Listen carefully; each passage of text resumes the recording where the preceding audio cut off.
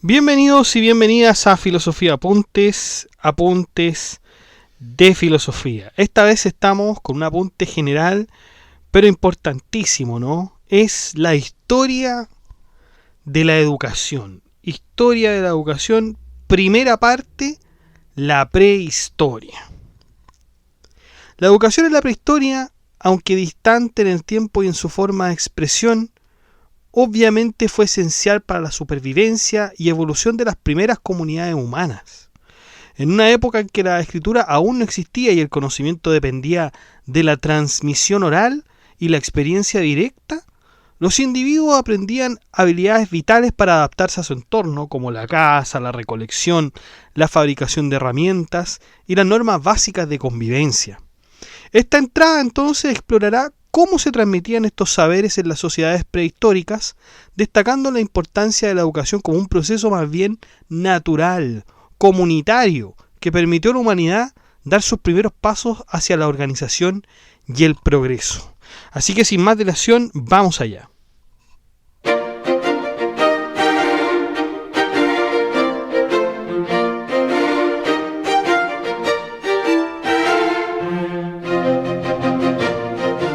Bueno, primera parte entonces, vamos con la prehistoria. Empezaremos por el Paleolítico. El Paleolítico es, como su nombre lo señala etimológicamente, la edad de piedra antigua. Y esta comenzó hace 2,5 millones de años con los primeros homínidos que hicieron uso de la piedra de forma más arcaica. Y ahí tenemos el Homo habilis, que es una de las primeras especies del género Homo, conocida por su capacidad para fabricar herramientas, lo que marcó un avance significativo en la evolución humana. Vivió hace aproximadamente entre 2,4 y 1,6 millones de años, principalmente en África Oriental y Meridional, en regiones como la Garganta de Olduvai en Tanzania y Kobifora en Kenia. Su nombre, que significa hombre hábil, se debe a su habilidad para crear herramientas de piedra, conocidas como la cultura oldubayense, las cuales utilizaba para cortar carne, procesar alimentos y defenderse, todo este tipo de instrumentos. Físicamente, el Homo habilis era de estatura baja, con una altura que oscilaba entre el 1,20 m y el 1,40 m, y un peso aproximado de 30 a 50 kilos. Su cráneo tenía un volumen cerebral entre 510 y 750 centímetros cúbicos, mayor que el de los Australopithecus, pero menor que el de las especies humanas posteriores. Y este aumento en la capacidad cerebral se asocia con una mayor capacidad para resolver problemas y adaptarse a su entorno. Poseía mandíbulas robustas y dientes más pequeños que los de sus antecesores, lo que sugiere una dieta más variada que incluía carne, raíces y frutas. Sus manos son pulgares oponibles, le permitían manipular herramientas, mientras que sus pies estaban adaptados para caminar erguido, aunque también conservaba habilidades para trepar. El Homo habilis era un omnívoro que obtenía carne principalmente de la carroña, aprovechando los restos dejados por otros depredadores. El uso de herramientas le permitió acceder a recursos que otros animales no podían aprovechar, como la médula ósea en los huesos de los animales. Esta especie vivía en grupos pequeños y probablemente tenía algún tipo de organización social básica, con roles divididos según las capacidades individuales. Aunque no hay evidencia clara de lenguaje, se especula que pudo haber desarrollado formas rudimentarias de comunicación para coordinar actividades. En cuanto a su hábitat, el Homo habilis prefería zonas abiertas como sabanas y bosques cercanos a fuentes de agua, lo que le proporcionaba alimentos y materiales para sus herramientas. Su movilidad era constante, desplazándose de un lugar a otro en busca de recursos. Y este estilo de vida nómada le permitió adaptarse a distintos entornos y sobrevivir en un mundo cambiante. El Homo habilis es una figura clave en la evolución humana porque representa un puente entre los Australopithecus y las especies más avanzadas del género Homo, como el Homo erectus. Su habilidad para fabricar herramientas y su desarrollo cerebral marcaron este cambio crucial en la forma en que los seres humanos comenzaron a interactuar con el entorno, y ahí se sientan las bases para el desarrollo cultural y tecnológico de las especies posteriores. Este hombre, entonces, del Paleolítico, era un cazador-recolector nómada, y su vida estaba profundamente ligada al entorno natural y a otro concepto que es la supervivencia diaria. O sea, su modo de vida, anatomía y cultura evolucionaron de esta forma a lo largo de millones de años. La subsistencia se basaba en la caza, la pesca, recolección de frutos, raíces y semillas. Y estos grupos humanos se desplazaban en busca de esos recursos. Pero también había que considerar las estaciones, la migración de los animales, además de buscar ciertos lugares que los protegieran del clima y de aquellos animales que les eran fieros. Habitaban en cuevas, especialmente en zonas montañosas o rocosas, ya que ofrecían refugio natural contra el frío, el viento y los animales salvajes. Si no había cuevas disponibles, ya que las cuevas podían no ofrecer protección suficiente, ya sea porque no eran lo suficientemente profundas, o porque se acumulaba agua, hielo o nieve dentro de ellas, o estaban habitados, por ejemplo, por animales peligrosos como un oso o un gran felino, impedía, ¿no es cierto?, su uso por parte de los seres humanos que querían habitar estas cuevas. Y entonces utilizaban salientes rocosos o depresiones en el terreno como un refugio temporal. Otra causal de no poder ocupar las cuevas era porque ya las estaban utilizando otras tribus o simplemente porque eran muy pequeñas para albergar un grupo humano. Luego del Homo habilis tenemos su evolución hacia el Homo erectus, que significa hombre erecto, cuyo desarrollo no se produjo de forma súbita, sino que obviamente fue gradual. Y el Homo erectus era físicamente más avanzado que sus predecesores, y su estatura oscilaba entre el 1,4 y 1,80 metros, y su peso rondaba entre los 40 y 70 kilos, dependiendo del sexo. Tenía un cuerpo robusto y adaptado para caminar y correr largas distancias. Su cráneo presentaba una frente baja y una prominente cresta supraorbital con un volumen cerebral de 700 a 1200 centímetros cúbicos, significativamente mayor que el del Homo habilis, como habíamos dicho. Esta capacidad le permitió desarrollar habilidades cognitivas superiores, como una mayor planificación y el uso complejo de herramientas. En todo caso, el Homo habilis ya caminaba erguido, pero el Homo erectus perfeccionó esta habilidad. Su esqueleto era más robusto, con piernas más largas y pies mejor adaptados para el bipedismo eficiente. Y uno de los hechos que mejor marcaría la distancia entre el Homo habilis y el Homo erectus era el uso controlado del fuego. Aunque el Homo habilis pudo haber usado el fuego de manera ocasional, el Homo erectus fue el primero en dominarlo de forma controlada, y esto marcó un cambio radical, ya que cocinar alimentos no solo los hacía más fáciles de digerir, sino que también aportaba más energía al cerebro. Recordemos que la dieta del Homo habilis se basaba en frutas, raíces y carne de carroña. Con el control del fuego, el Homo erectus pudo cocinar alimentos haciéndolos más seguros, nutritivos y fáciles de masticar, lo que redujo la necesidad de grandes mandíbulas y dientes.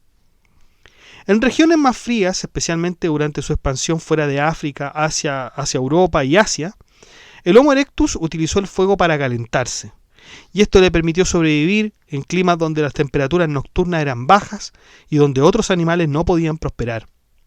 El calor del fuego también le ayudó a mantener la temperatura corporal durante la noche, cuando la exposición prolongada al frío podía ser mortal. El fuego actuaba como una barrera natural contra depredadores.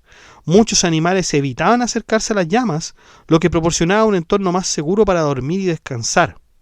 Los campamentos con fuego se convirtieron en puntos de reunión, donde los grupos podían protegerse mutuamente y establecer un lugar fijo durante un tiempo. El fuego proporcionaba luz por la noche, lo que facilitaba actividades después del anochecer, como la preparación de herramientas o la organización del campamento. El fuego desempeñó un papel clave entonces en la organización social y en el desarrollo de las relaciones humanas durante la vida del Homo erectus. Su uso no solo mejoró las condiciones de vida individuales, sino que fomentó la formación de grupos más cohesionados. Aunque no hay pruebas concluyentes de que el Homo erectus haya utilizado el fuego como arma, la industria aquelense, que es la cultura prehistórica caracterizada por la producción de piedras, fue uno de los más importantes avances en la evolución humana. Una de las primeras armas utilizadas por el Homo erectus fueron las lanzas de madera. Estas lanzas, probablemente simples palos afilados en uno de sus extremos, pudieron haber sido endurecidas al fuego, lo que mejoraba la resistencia y capacidad para perforar. Esas herramientas eran eficientes para cazar animales de tamaño mediano o grande a corta distancia. Las lanzas también permitían atacar a presas con relativa seguridad, manteniendo cierta distancia del animal. Aunque simples, representan un paso importante hacia el uso de las armas más especializadas en el futuro. El Homo erectus también utilizó bifaces, que eran herramientas de piedra tallada con bordes afilados, que aunque no eran armas propiamente dichas, podían emplearse como tales en caso de necesidad. Los bifaces eran útiles para cortar carne, despellejar animales y rematar presas heridas, además de servir como armas contundentes en enfrentamientos cercanos. Estos bifaces reflejan un alto grado de habilidad en la talla de piedra y un pensamiento más complejo en la fabricación de las mismas herramientas. Otra arma común fueron las piedras arrojadizas que el Homo erectus usaba para cazar animales, siempre pequeños o medianos, y para defenderse de depredadores. Este tipo de arma requería fuerza y precisión, pero era eficaz para herir o ahuyentar a los animales a distancia. Además, las piedras arrojadizas representan una forma temprana de utilizar armas a distancia, o sea, una estrategia que sería perfeccionada por humanos posteriores.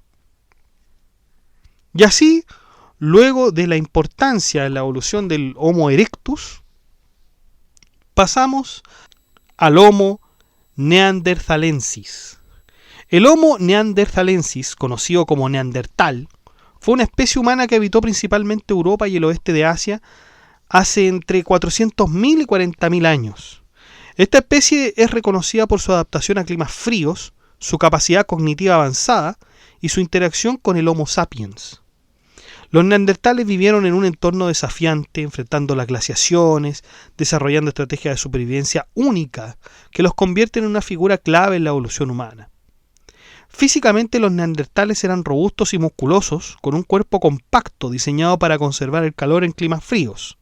Medían entre 1,50 m y 1,70 m y pesaban entre 65 y 80 kilos, dependiendo del sexo. Su cráneo alargado, con una frente baja y prominentes arcos supraorbitales, alojaba también un cerebro grande como el del Homo erectus, con una capacidad craneal de 1.200 a 1.750 centímetros cúbicos. Mayor que la del Homo sapiens promedio incluso. Tenían una nariz ancha y proyectada que les ayudaba a calentar el aire frío y una mandíbula sin mentón, una característica distintiva de esta especie. En cuanto a su modo de vida, los neandertales eran cazadores-recolectores.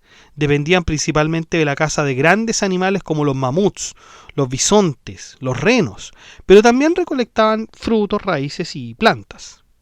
Fabricaban herramientas de piedra mediante la técnica de talla Levallois, con la que se comienzan a crear puntas y raspadores especializados. Su dominio del fuego les permitió cocinar alimentos, calentarse, fabricar refugios, lo que fue esencial para la supervivencia. Socialmente, los neandertales vivían en pequeños grupos familiares y mostraban un alto grado de cooperación. Compartían recursos, cuidaban a los miembros enfermos o heridos y protegían a los más vulnerables como ancianos y niños.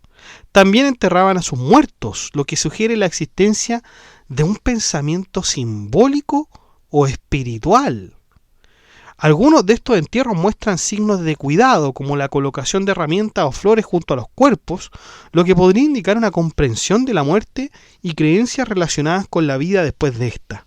Hay unos libros, muchachos, de neurología y neurociencia que tienen por título que tenía por título, me acuerdo que salía con una promoción del diario El Mercurio, que se llamaba El cerebro moral. El cerebro moral. Y que ahí los científicos, bueno, llegaban a descubrir, o más bien llegaban a señalar, no a descubrir, sino que a indicar que el cerebro no tiene una... El cerebro no es intrínsecamente moral, que no es intrínsecamente moral, y cuando se comienzan a investigar los orígenes del mismo, se dan cuenta que no hay cosas que lo hagan ser naturalmente moral. Pero esto, es decir, la actividad de enterrar a los muertos, eso podría ser un indicio de o podría más bien ser un germen de moralidad que tenían estos tipos de seres humanos, ¿no? Culturalmente los neandertales mostraban indicios de pensamiento simbólico y creatividad. Aunque no hay evidencia abundante de arte rupestre, se han encontrado objetos decorativos y pigmentos que sugieren algún tipo de expresión artística. También elaboran joyas simples, como collares, hechos con conchas o dientes de animales, lo que indica un sentido de identidad personal o grupal. La estructura del hueso hioides y su capacidad cerebral sugiere que poseían un lenguaje rudimentario, lo que les permitía comunicarse de manera compleja para coordinar tareas y transmitir conocimientos. Una de las características más interesantes de los neandertales fue su interacción con el Homo sapiens. Cuando los humanos modernos llegaron a Europa hace unos 40.000 años, coexistieron durante miles de años e incluso se produjo este cruce genético entre ambas especies, como lo demuestran ciertos rastros de ADN neandertal presentes en los humanos modernos fuera de África. A pesar de su adaptación al entorno, los neandertales se extinguieron hace aproximadamente 40.000 años, posiblemente debido a la competencia con el Homo sapiens, cambios climáticos y otros factores. Vamos ahora con el Homo sapiens, conocido como el hombre sabio. Es la especie humana moderna y única sobreviviente del género Homo. Surgió hace aproximadamente 300.000 años en África, como lo demuestran los fósiles más antiguos encontrados en lugares como Jebel Irhoud en Marruecos.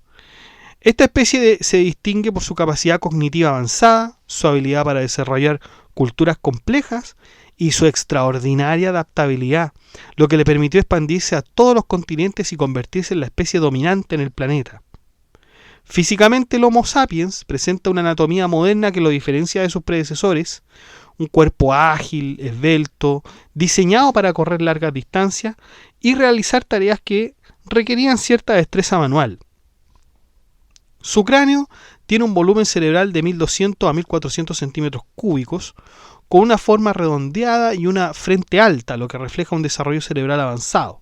A diferencia de los neandertales, el Homo sapiens tiene un rostro más plano, pómulos prominentes, una nariz estrecha y un mentón bien definido, características únicas de nuestra especie en todo caso.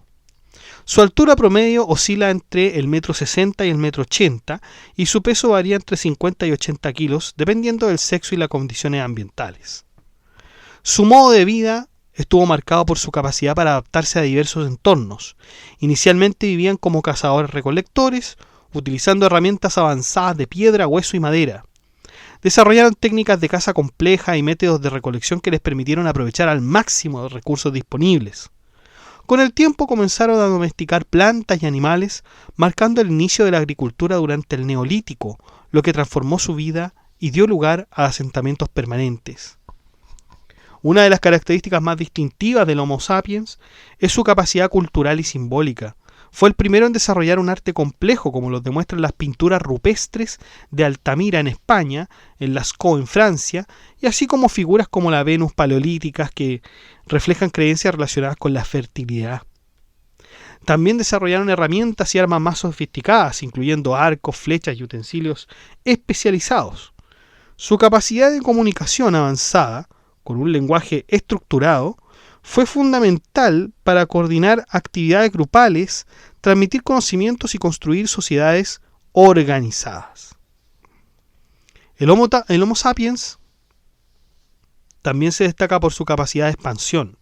Hace aproximadamente 70.000 años comenzó a migrar desde África hacia otros continentes, llegando a Asia, Europa, Oceanía y América.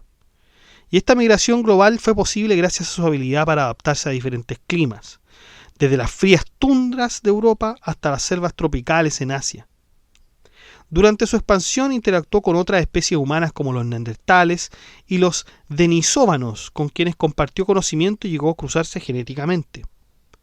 En términos evolutivos, el Homo sapiens representa un hito en la historia de la vida de la Tierra. Su capacidad para modificar el entorno, el desarrollo de las tecnologías y crear sociedades complejas que lo han llevado a transformar el planeta de maneras sin precedentes.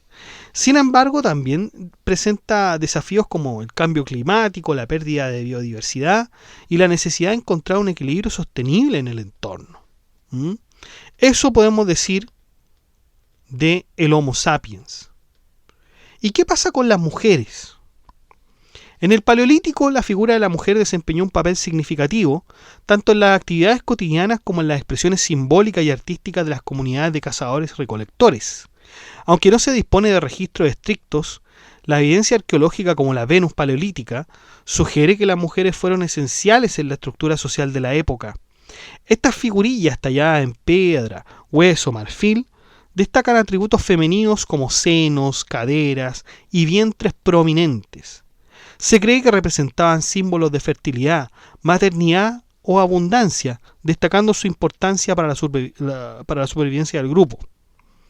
Y hay ejemplos icónicos que incluyen la Venus de Willendorf, la Venus de Lespugue y la Venus de Brasenpoy. Además de estas esculturas, algunas pinturas rupestres también incluyen representaciones femeninas, aunque son menos comunes. Estas imágenes suelen estar asociadas a escenas de caza, rituales o simbolismos abstractos, lo que refuerza la idea de que la mujer tenía una presencia relevante no solo en las actividades prácticas, sino también en las creencias y ceremonias de la época. Los roles sociales. Las mujeres probablemente eran responsables de la recolección de alimentos, como frutas, raíces y plantas, que era una actividad esencial para completar la casa. También desempeñaban tareas relacionadas con el cuidado de los niños, la preparación de alimentos y la elaboración de herramientas simples. Estas actividades aseguraban la estabilidad y el sustento del grupo, mostrando que su contribución iba más allá de algo que era simbólico. Por último, la prominencia de las figuras femeninas en el arte sugiere la existencia de un posible culto a la fertilidad o a una deidad femenina como una diosa madre. Este simbolismo refleja la importancia de las mujeres como generadoras de vida en sociedades donde la reproducción era fundamental para la continuidad del grupo. De esta forma, la figura de la mujer en el Paleolítico combinaba roles prácticos y espirituales, consolidando su relevancia en las primeras etapas de la humanidad. Con respecto a la cultura, en el Paleolítico las sociedades desarrollaron una rica vida cultural y simbólica, reflejada en diversas prácticas y expresiones. El arte rupestre que estaba presente en las cuevas incluía representaciones de figuras humanas, animales, así como escenas de caza que evidenciaban motivos simbólicos, rituales mágicos. Los ritos funerarios mostraban un tratamiento minucioso de los muertos, utilizando diversas posiciones, objetos simbólicos en los entierros. Y este cuidado refleja en todo caso una visión trascendente de la muerte, con significados ligados al simbolismo y a las creencias espirituales de la época. Por otro lado, los conocimientos prácticos de estas sociedades eran fruto ¿de qué? De la observación, de la experiencia, y resultaban esenciales para sobrevivir en un entorno hostil. Y esto excluían, obviamente, el uso de materiales diversos, técnicas de ejecución, el estudio de los hábitos de las presas y la capacidad de distinguir entre alimentos aptos y no aptos. Estas habilidades formaban la base de su adaptación al medio. Las creencias desempeñaban un papel central en la organización y orientación de la vida de estas sociedades. Estas concebían la naturaleza de manera personalizada, atribuyendo sensibilidad, voluntad y agencia a fenómenos cósmicos y naturales. A través de estas prácticas mágicas buscaban manejar las fuerzas para favorecer lo beneficioso y mitigar aquello que era hostil. La educación en el Paleolítico, aunque no estaba sistematizada, se transmitía de manera espontánea a través de la convivencia, la imitación y la participación activa en actividades cotidianas como la caza, la pesca y los rituales. Se tienen que imaginar ustedes, ¿no es cierto?, ahí que los hombres y las mujeres enseñaban a niños y niñas a cazar, les enseñaban a pescar y a realizar los rituales propios de cada cultura.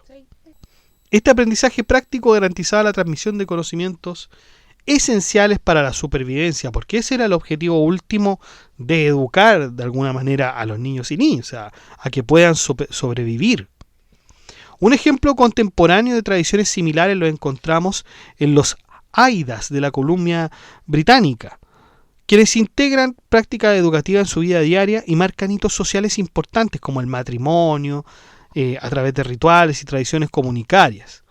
Entonces, estas características nos enseñan que las sociedades paleolíticas combinaban entonces el simbolismo, las habilidades prácticas y creencias para adaptarse y sobrevivir en un entorno que es sumamente hostil, pero también que de alguna forma daba sentido a su existencia.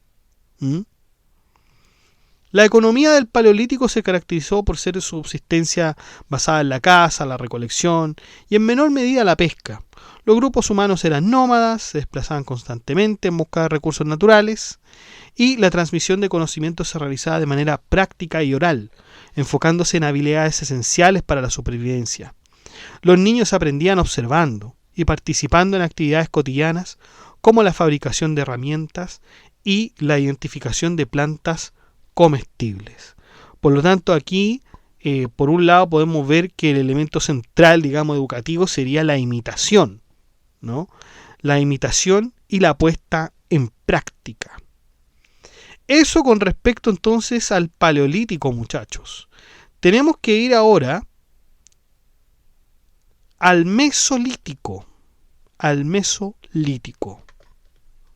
Esta edad también se le conoce como la Edad Media de Piedra, que es un periodo de transición entre el Paleolítico y el Neolítico, situado aproximadamente entre el 10.000 y el 8.000 a.C., aunque estas fechas pueden variar según la región.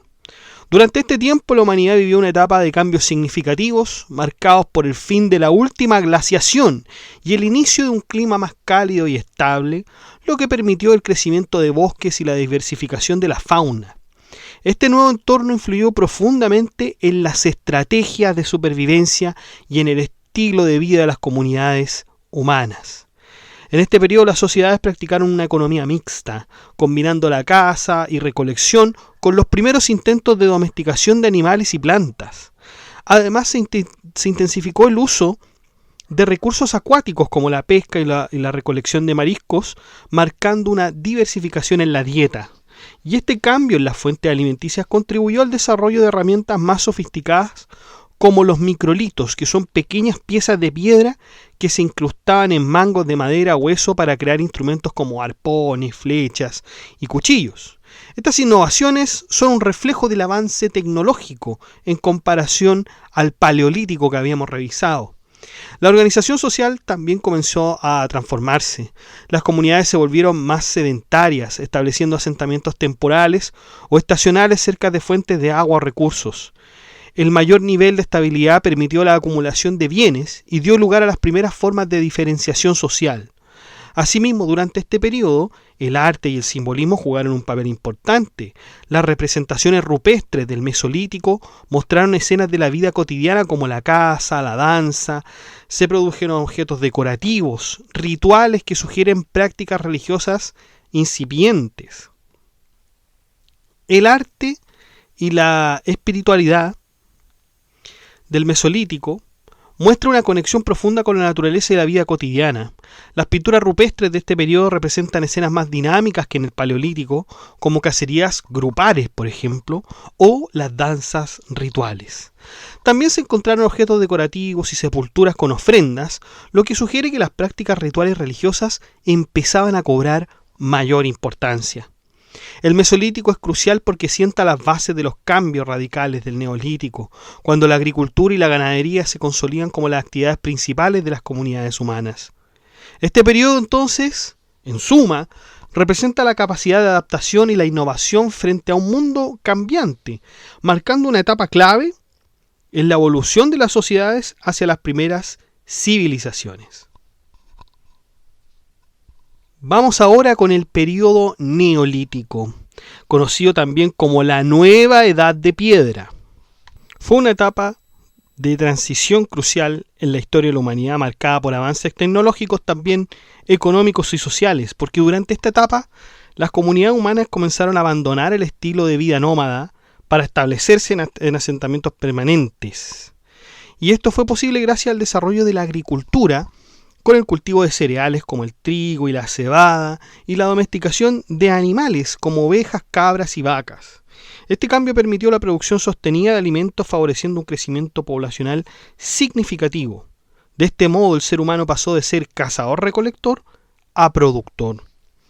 La tecnología también experimentó avances importantes durante el Neolítico.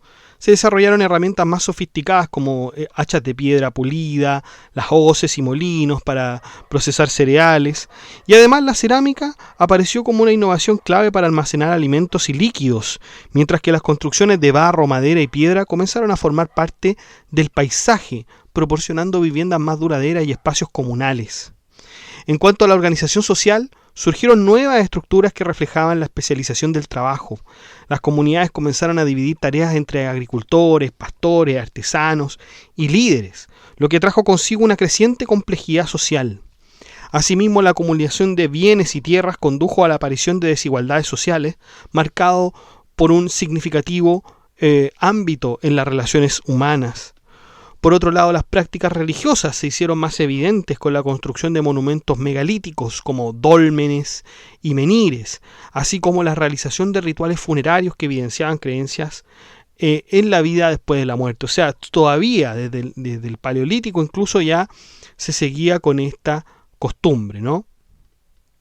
La agricultura y la ganadería transformaron los paisajes naturales y la deforestación se convirtió en una práctica común para habitar tierras de cultivo y pastoreo.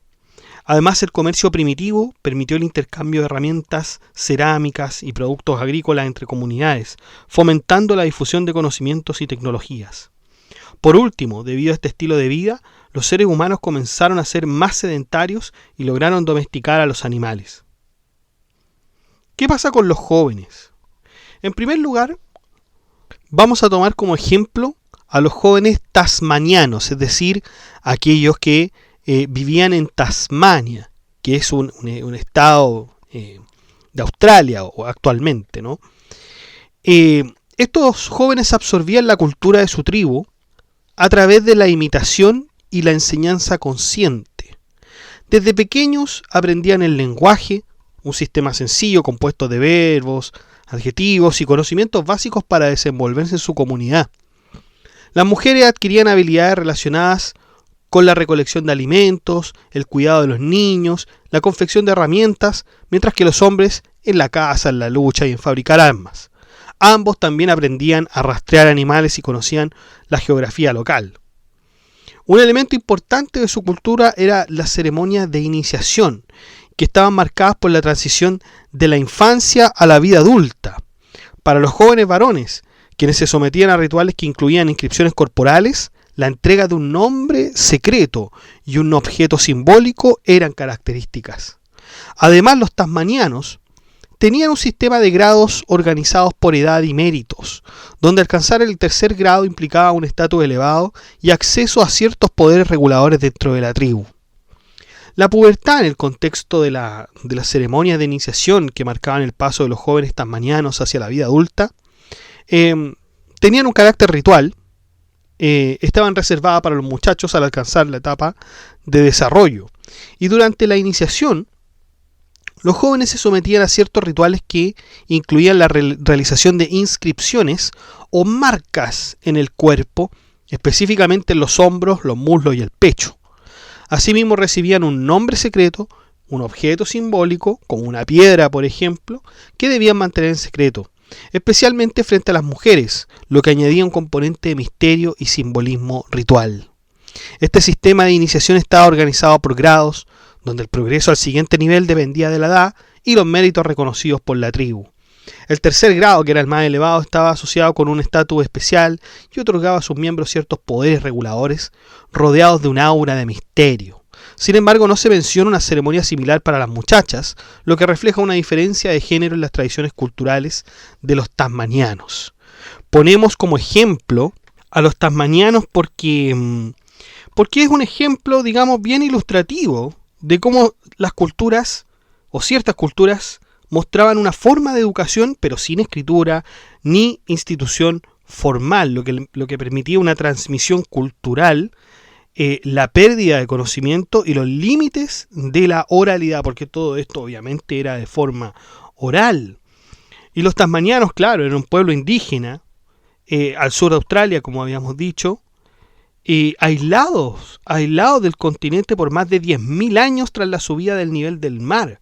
Entonces su cultura, como habíamos dicho, se transmite de forma exclusivamente oral, como en todas las sociedades prehistóricas. Por lo tanto, son un ejemplo real y documentado de una cultura sin escuelas ni escrituras, donde todo dependía de la imitación, el rito, la observación y la práctica guiada por adultos.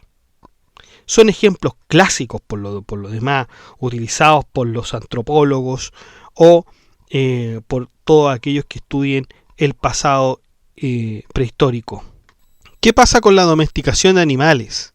Bueno, esta se amplió porque el control humano sobre la naturaleza también de esa forma se expandió, ¿no? El perro fue el primer animal domesticado, seguido de cerdos, ovejas, cabras y vacunos. Y este proceso no solo garantizó animales y materiales como pieles y leche, sino que también proporcionó fuerza de trabajo para el transporte y la agricultura, contribuyendo a la expansión territorial y al aumento de la energía humana. Otros grupos se dedicaron principalmente a la cría de animales, desarrollando un estilo de vida pastoril, lo que intensificó su nomadismo debido a la búsqueda de pasturas naturales. Por otro lado, la adopción de prácticas agrícolas más eficaces promovió la sedentarización y una vida estable para muchos grupos. Ahora bien, ambos grupos se complementaron en la vida cotidiana, pero también llevó a esto a enfrentamientos.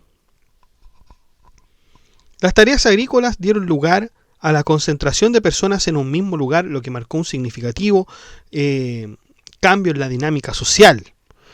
Esta nueva forma de vida promovió la especialización de los miembros del grupo. Las mujeres que enfrentaban dificultades para seguir el ritmo de los grupos cazadores asumieron responsabilidades relacionadas con la siembra, la cosecha y otras actividades agrícolas. Los hombres continuaron dedicándose a la caza. Como resultado de esta especialización, las comunidades agrícolas adoptaron estructuras sociales frecuentemente matrilineales, es decir, organizadas según la descendencia materna, y esto reflejaba una organización social más estable y estructurada en comparación con las sociedades nómadas. El desarrollo técnico permitió avances significativos en la elaboración de herramientas y utensilios. Se perfeccionaron técnicas como la alfarería, que mediante la cocción de barro permitió crear vasijas funcionales y decoradas con colores y diseños geométricos también. El tejido introdujo nuevas vestimentas al sustituir pieles de animales por fibras naturales hiladas y tejidas. La metalurgia inicial utilizó metales como oro y cobre en estado nativo, al no conocer aún la fundición. Esto facilitó transformaciones culturales y sociales, favoreciendo intercambios, disminuyendo el aislamiento también de los grupos humanos. Las primeras viviendas aprovecharon cavernas y chozas, además de innovaciones como los palafitos en zonas lacustres. También desarrollaron monumentos como, ya lo habíamos mencionado, los dolmenes, los menires, cuya finalidad sigue siendo también siempre un misterio. Estas construcciones reflejaban la capacidad creciente del ser humano para modificar el entorno de forma funcional. En cuanto a las creencias, bueno, el pensamiento de los pueblos primitivos era sincrético, es decir, no separaban la naturaleza y la humanidad. Los fenómenos naturales se relacionaban con fuerzas cósmicas, dando origen a prácticas mágicas realizadas por los chamanes, hechiceros, etc. Los mitos, como narrativas de experiencia humana, guiaban la vida social, convirtiéndose en un modo de reflexión sobre la existencia. En cuanto a la educación, en este periodo, estamos hablando del Neolítico, la educación se centraba en la imitación. La participación y la tradición oral también eran parte de esta educación, y eran fundamentales para transmitir conocimientos esenciales para la vida. Destacaron las ceremonias de iniciación por su intencionalidad, por el simbolismo este paso que nosotros habíamos hablado de la juventud a la adultez, conectando a los individuos con las tradiciones místicas y los valores del grupo.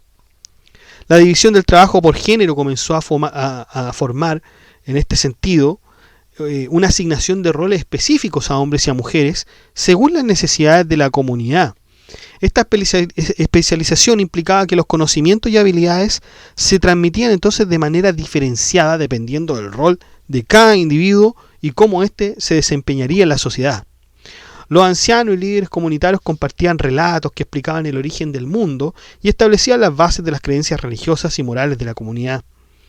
Este proceso educativo fomentaba entonces una cohesión social y aseguraba la continuidad de la tradición y de la cultura. Era un proceso integral el proceso educativo y comunitario, centrado en la adquisición siempre de habilidades prácticas, conocimientos a través de la experiencia compartida y la consolidación también de valores y creencias que fortalecían una identidad y la cohesión del grupo. Entonces nos tenemos que imaginar esto, por ejemplo, un padre de una comunidad paleolítica lleva a su hijo de unos 8 años a una jornada de caza, ya una caza obviamente que esté dentro de sus posibilidades.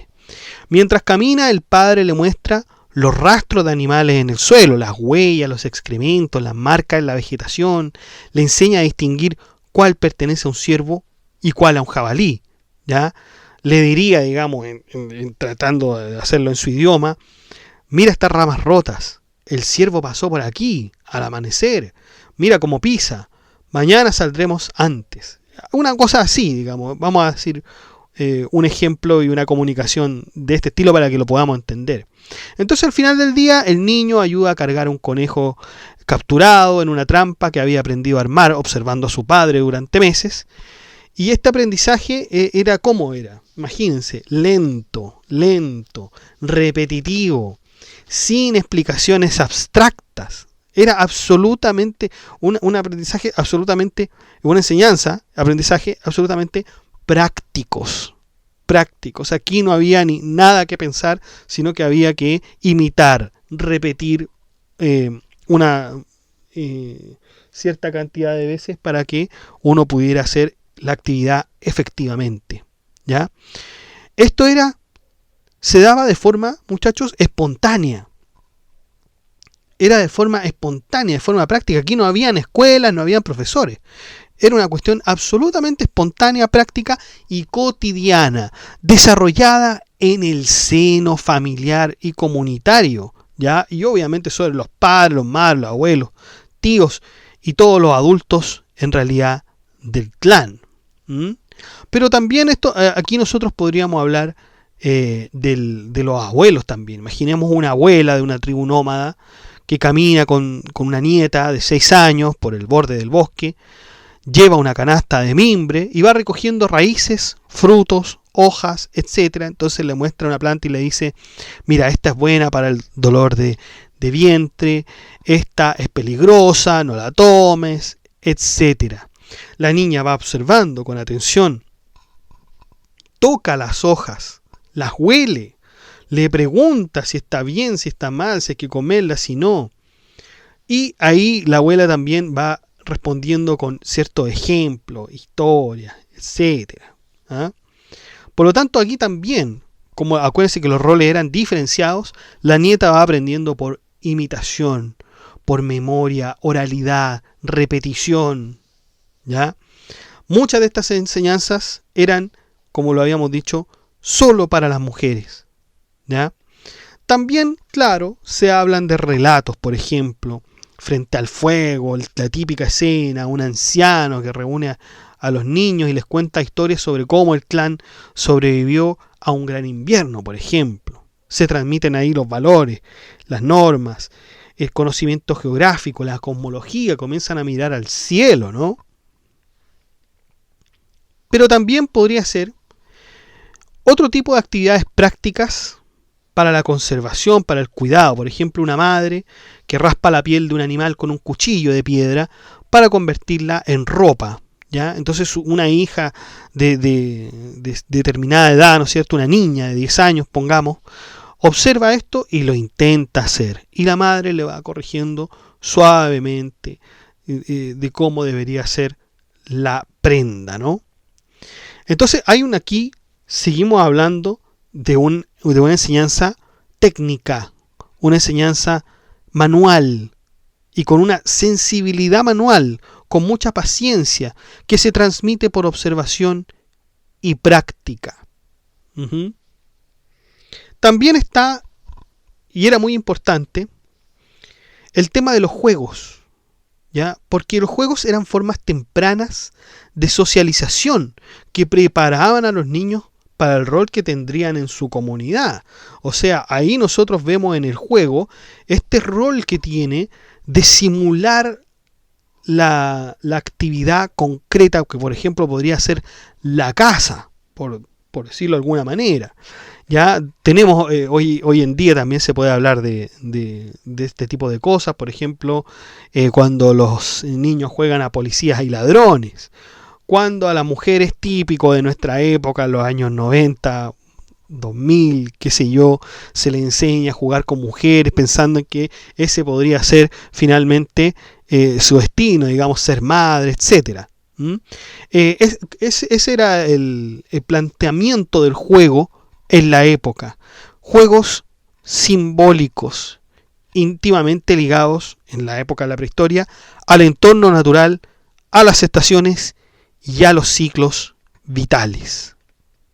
Ahora bien, hay un concepto muy importante dentro de este periodo, que es la enculturación. Porque en verdad, cuando se habla de educación en la cultura de estos tiempos, el único concepto que cabe es el de enculturación. Esto es el proceso de la transmisión cultural. Un hombre primitivo, cuya cultura es la totalidad de su universo, tiene una sensación fija y atemporal de su cultura. Es un sentido estático y absoluto que es transmitido de generación en generación, siempre con el objetivo de supervivencia que en aquellos tiempos era absolutamente necesaria.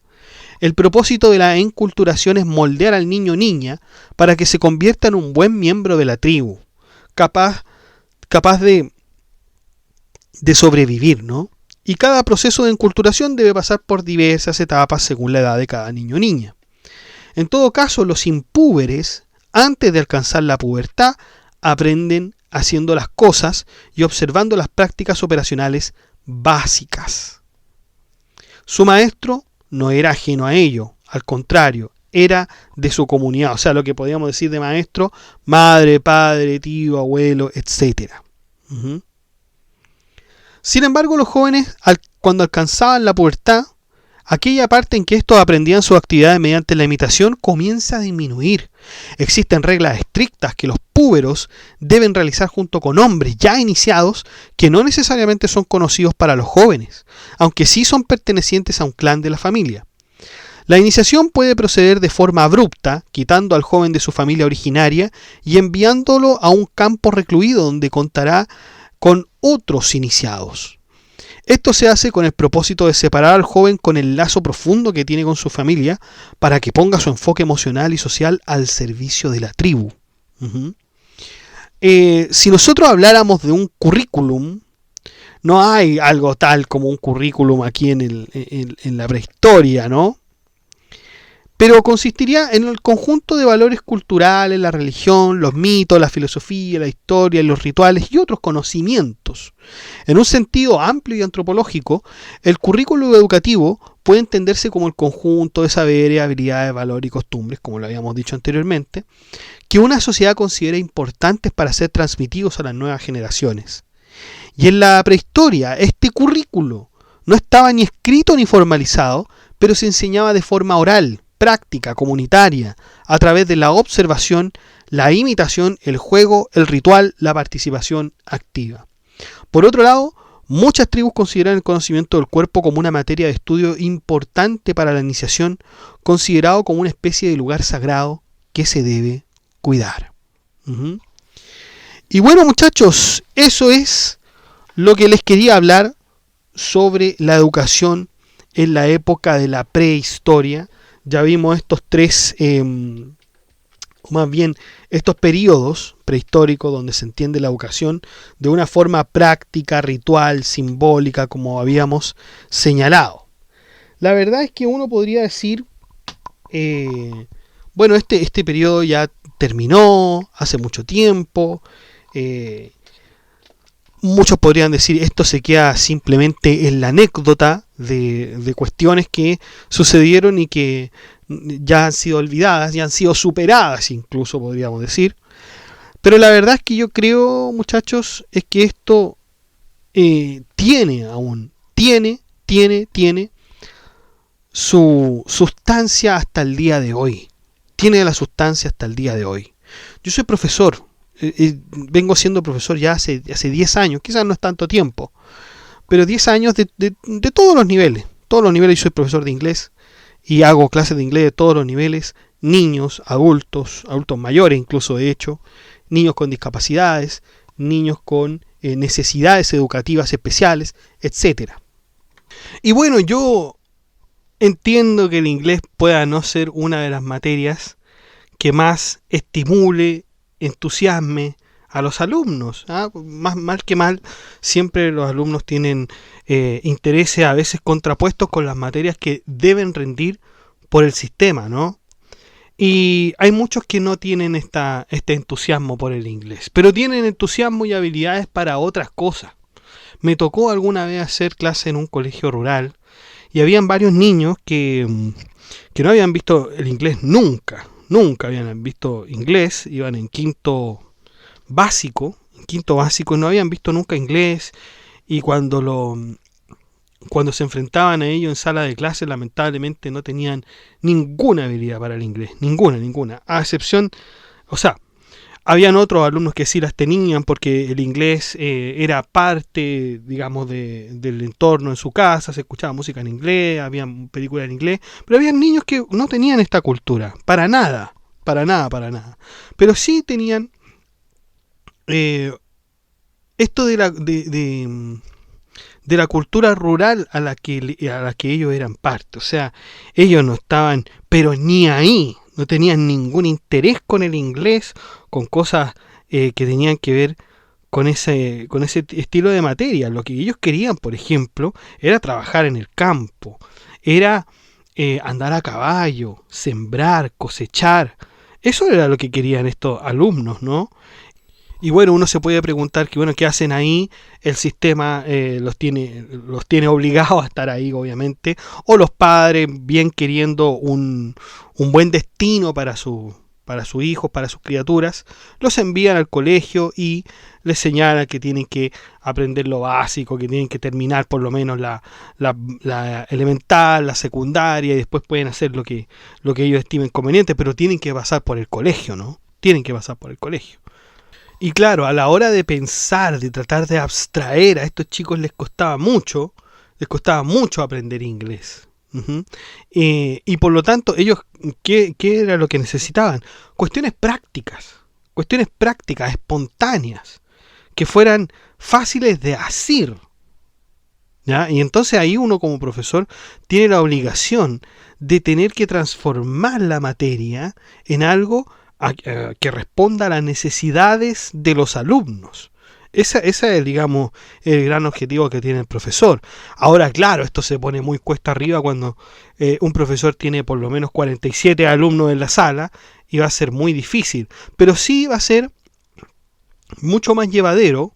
Yo no digo que eso sea, que esté bien ese número de personas en ningún establecimiento, por favor. Pero sí, si uno se ve enfrentado a eso por necesidades laborales, por el trabajo, por el sistema, obviamente ahí uno tiene que pensar de forma práctica. No puede pensar de forma tan abstracta y metafísica para que los alumnos logren entender. No, yo creo que ahí uno tiene que ser lo más práctico posible, ¿ya? Lo más práctico posible, enseñar aquellas cosas que los alumnos puedan tomar de inmediato con respecto a su edad, ¿no es cierto? Y es muy posible que el profesor, estando al lado de ese alumno y enseñándole de forma práctica, tal y como lo hacían aquellos padres, aquellos adultos de la prehistoria, es posible que incluso lo recuerde más. lo recuerde más y por lo tanto ese aprendizaje realmente sea significativo en el alumno, ¿no? En el estudiante, más bien más que alumno, estudiante, ¿no? Y bueno, esto no solamente se ve también en la educación, sino que también se puede ver dentro de la familia. Dentro de la familia también se pueden ver este tipo de cosas, por ejemplo, en el sur. Imagínense un niño, 8 años, que vive con sus padres, abuelos, en un campo de la región de los ríos, aquí en Chile, muy al sur, que no tiene acceso a internet, va a la escuela rural eh, ciertos días, una escuela de escasos recursos. Los aprendizajes suceden en casa, entre animales, árboles, barro y fuego. Entonces, no sé, por ejemplo, a ese niño va a ver a sus padres cortando madera, talando un árbol, ¿m? Preparando pan en un horno de barro. ¿Ya? Y el niño va a ver eso y por supuesto que le va a llamar la atención y él va a tener que hacerlo a él también por obligación para servir a la familia, ¿no es cierto? Su madre podría llevarlo a una huerta, a plantar papas, reconocer cuando están listas, etcétera. Se ponen a contar historias de terror al lado de una estufa. Eh, en fin, pueden llevarlo a ¿cómo se llama? A nadar, ¿cierto? A divertirse, a aprender a sobrevivir. Aprender a nadar es aprender a sobrevivir de cierta forma, ¿no? A reconocer los ruidos de los animales, eso también lo va a ayudar para a sobrevivir, o bien para cazar, ¿cierto? Eh, ese estilo de cosas, ¿no? Pero esto no solamente pasa en el sur, por ejemplo, o en un campo rural, porque uno podría imaginarse más fácil la prehistoria de ese modo. Pero también podría ocurrir en la ciudad, por ejemplo, una madre que enseña a cocinar a su hijo. ¿Ah? Y le dice, no, mira, así se tiene que picar, así se tiene que ir probando, tenemos que medir la sal, encender la cocina, etcétera, ¿no? También, por ejemplo, típica escena de la abuela que enseña a coser un botón, por ejemplo. ¿Mm? O, por ejemplo, llevar a los niños también a la feria, que conozcan, a que sepan los precios, a que sepan qué cosas tienen que comprar y qué no, qué es más conveniente, qué no, etcétera. ¿Mm? Ese tipo de cosas que son el aprendizaje práctico, que parece de alguna forma quizás innato en el ser humano. ¿Será innato este aprendizaje? Bueno, esas son cosas que vamos a ir viendo en la evolución de esta historia de la educación, porque ahí vamos a ver todas las teorías que nos señalan si este tipo, si el aprendizaje es recordar, si el aprendizaje es en realidad memorizar, o si más bien el aprendizaje tiene otro elemento que no estamos viendo del todo. Los dejo invitados al grupo de WhatsApp para que se enteren de las últimas novedades y del grupo de la comunidad para que hablemos este y otros temas.